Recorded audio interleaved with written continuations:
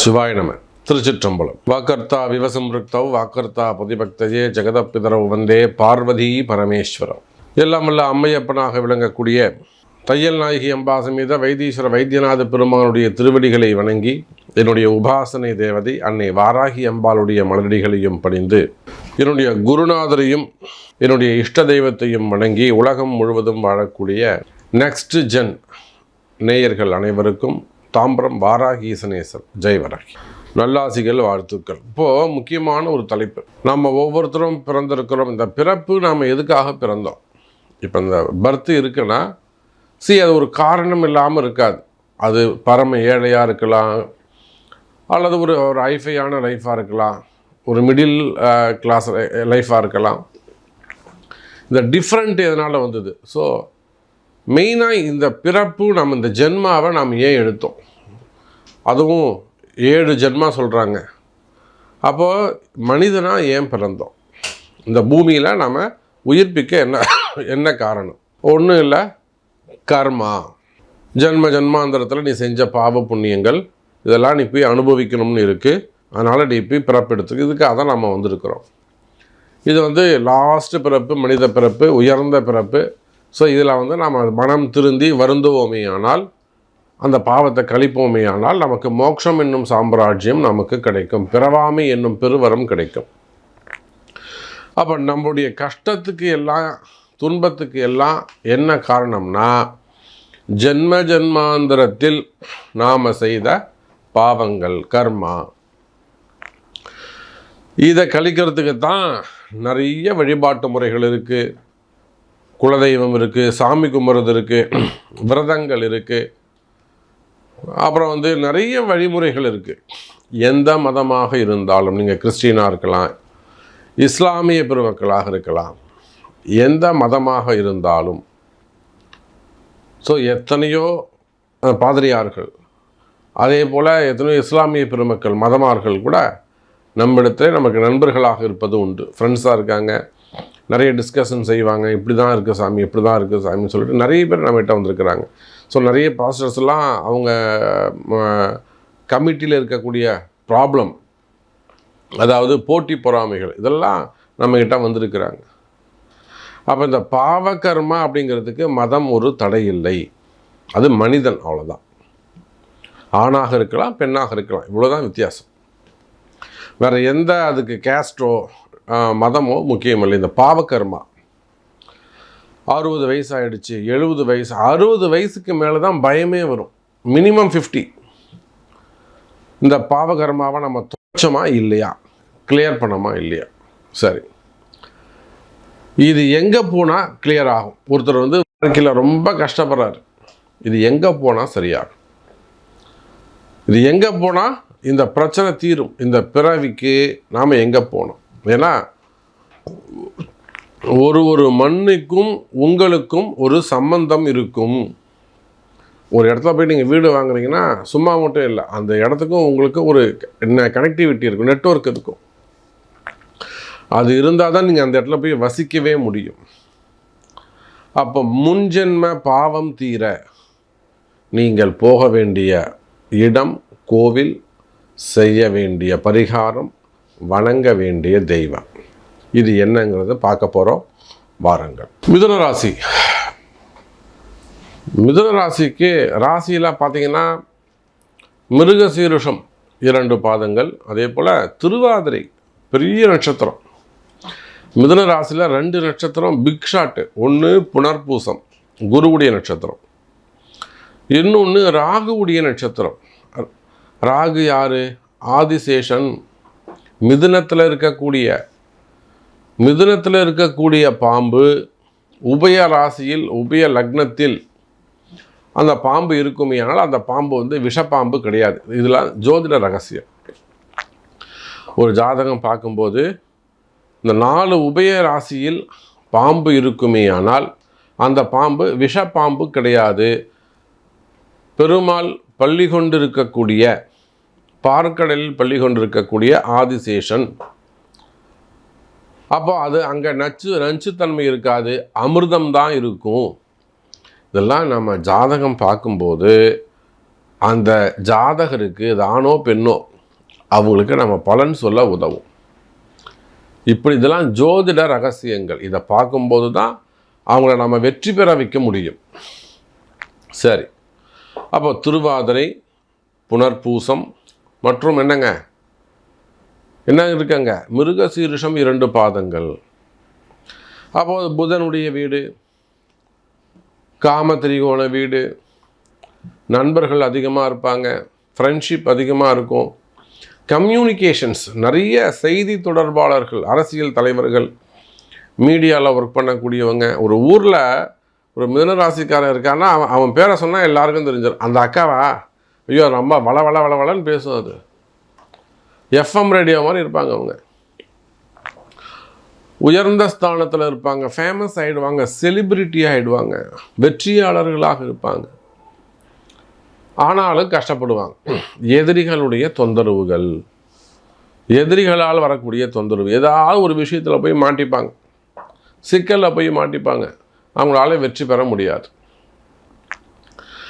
இவங்களுக்கு தெரியாது, இவங்க என்னென்னவோ வழி செய்வாங்க, எந்தெந்த கோவிலுக்கோ போவாங்க. இப்போ தான் நம்ம நிறைய வழிகாட்டுதல்கள் இருக்குது. அவங்கவுங்க ஒரு கோவில் சொல்கிறாங்க, பரிகாரங்கள் சொல்கிறாங்க. இவங்க கஷ்டம் தீரத்துக்கு எல்லா வழிபாடும், சனி பகவானை வழிபாடு செய்கிறாங்க, கால பைரவரை வழிபாடு செய்கிறாங்க, என்னென்னவோ செஞ்சு பார்க்குறாங்க. இந்த பிறவியில் மிதுன ராசி அன்பர்களே, நீங்கள் எங்கே இருந்தாலும், உலகத்தில் எந்த மூலையில் இருந்தாலும், இந்த பிறவியில் நீங்கள் வணங்க வேண்டிய தெய்வம் பெருமாள். இதுதான் எங்களுக்கு தெரியுமே சாமி, நாங்கள் பெருமாள் தான் வழிபாடு செய்யணும், நாராயணன், மகாவிஷ்ணு, புதன், இதுதான் எங்களுக்கு தெரியுமே. அது இல்லைங்க சாமி. எந்த பெருமாள் கோயில், எந்த மண்ணை நீங்கள் மிதிக்கணும், இந்த பிறவியில் அந்த மண்ணை ஒரு வாட்டி மிதிச்சுட்டு வரணும். அங்கே உங்கள் கால் அப்படி பட்டுதுன்னா ஒருவேளை உங்கள் பாவம் தொலையலாம், காணாமல் போகலாம். அந்த ஊரில் நீங்கள் பிறந்திருக்கலாம், அந்த ஊருக்கு உங்களுக்கு ஏதாவது கனெக்டிவிட்டி இருக்கலாம். உங்கள் போன ஜென்மாவில் உங்கள் தாத்தா வீடாக இருக்கலாம், உங்கள் ஆயா கூட இருந்திருக்கலாம், உங்கள் பாட்டி வீடாக இருந்திருக்கலாம், இல்லை பூர்வீகமாக இருந்திருக்கு, சம்திங் ஏதோ ஒன்று இருக்கும். அப்போ அந்த மண்ணை தொடும்போது அந்த பாவம் பறந்து போகும். அந்த அதிர்ஷ்ட கோவில் எது? விழுப்புரம் மாவட்டம். விழுப்புரத்துக்கு அருகில் இருக்கக்கூடிய அதர்னூர்னு ஒரு குக்கிராமம், பக்கா கிராமம். நான் போய் பார்த்து வந்துட்டேன் அந்த கோவிலை. இது சொல்லக்கூடிய எல்லா கோவில்களும் நான் ஒரு முறை விசிட் பண்ணிவிட்டு அங்கே போய் நல்லா ஆராய்ந்து அதுக்கும் இதுக்கும் என்ன தொடர்பு இருக்குன்னு ஆராய்ச்சி செய்து அதுக்கப்புறம் தான் நான் உங்களுக்கு சொல்கிறேன். பக்கா கிராமம், குக்கிராமம் கூட நீங்கள் சொல்லலாம். ஆனால் அந்த கோவிலில் என்ன விசேஷம்னா, வேர்ல்டு வைடு, இந்த பூமியில் வேறு எந்த கோவில்லையும் அந்த மாதிரி ஒரு அமைப்பு, சிற்ப அமைப்பு இல்லை.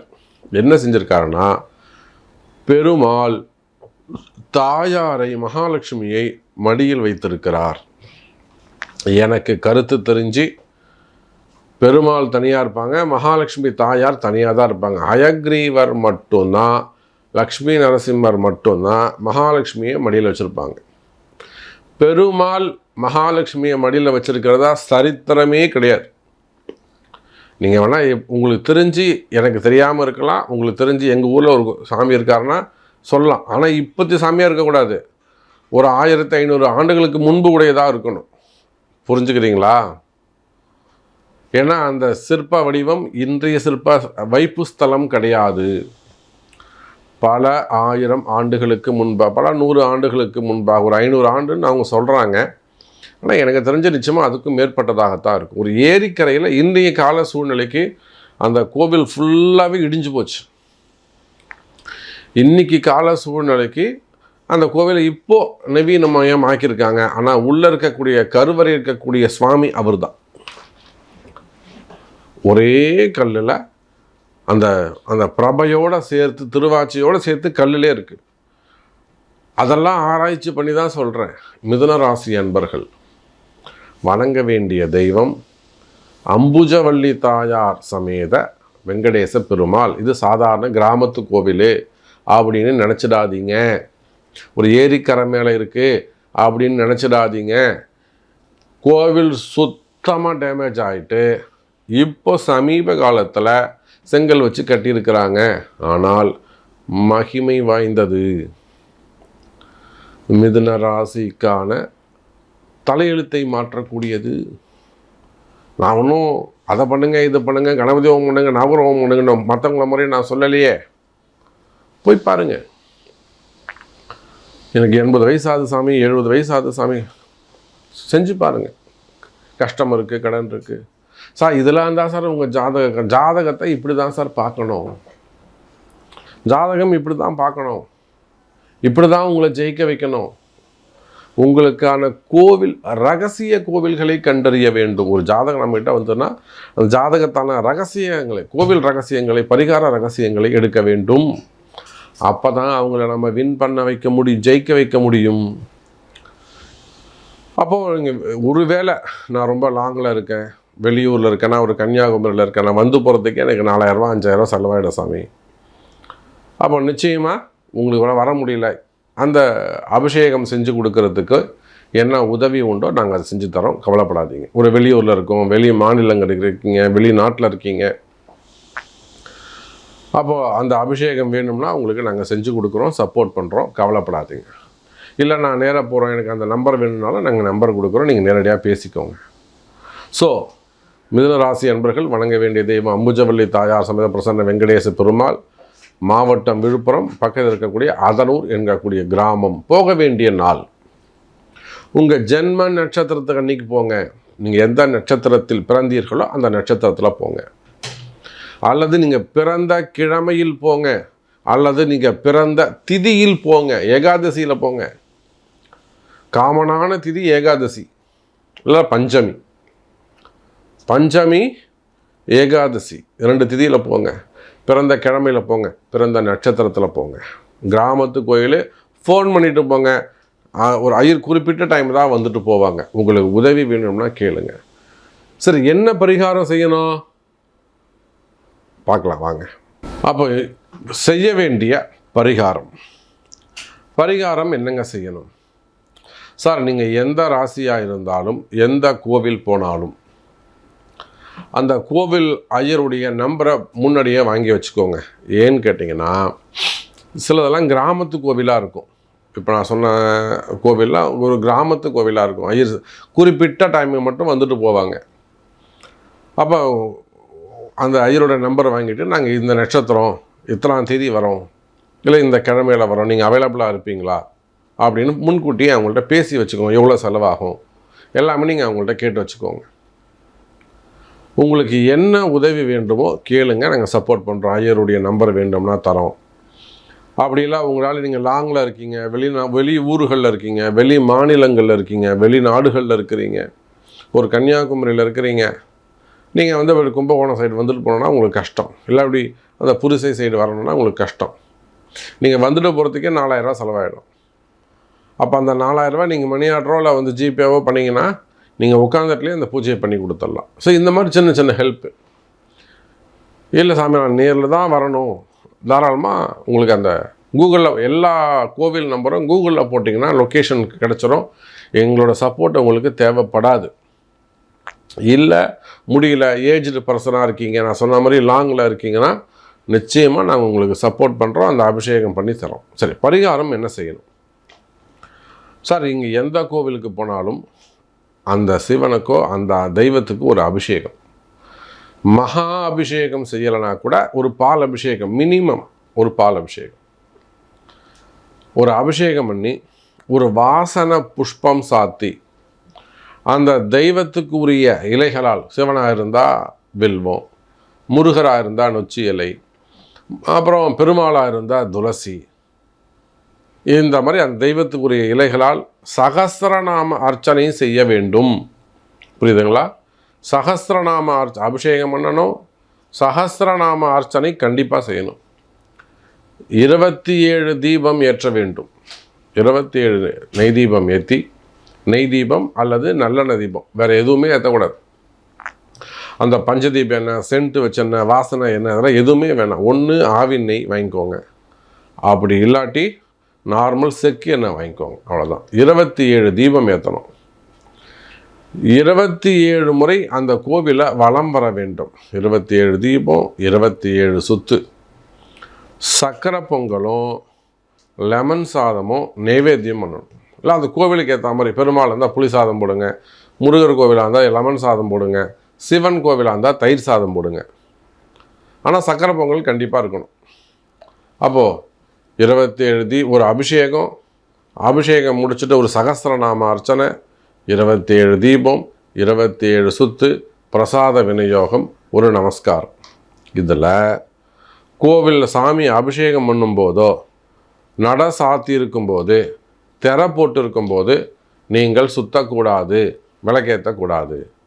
ஓப்பனில் இருக்கும்போது தான் நீங்கள் இதை செய்யணும். ஸோ இதுதான் உங்கள் பரிகாரம். இதை செய்து பாருங்கள். ஒரு முறை அந்த ஆலயத்துக்கு சென்று வாருங்கள். இது ஒன்றும் பெருசாக செய்ய முடியாத விஷயம் கிடையாது. உங்களுக்கான ஒரு அரிய வாய்ப்பு. முயற்சி பண்ணுங்கள். இதனால் உங்கள் நன்மை நடக்கும் என்றால் எங்களுக்கு அது சந்தோஷம்.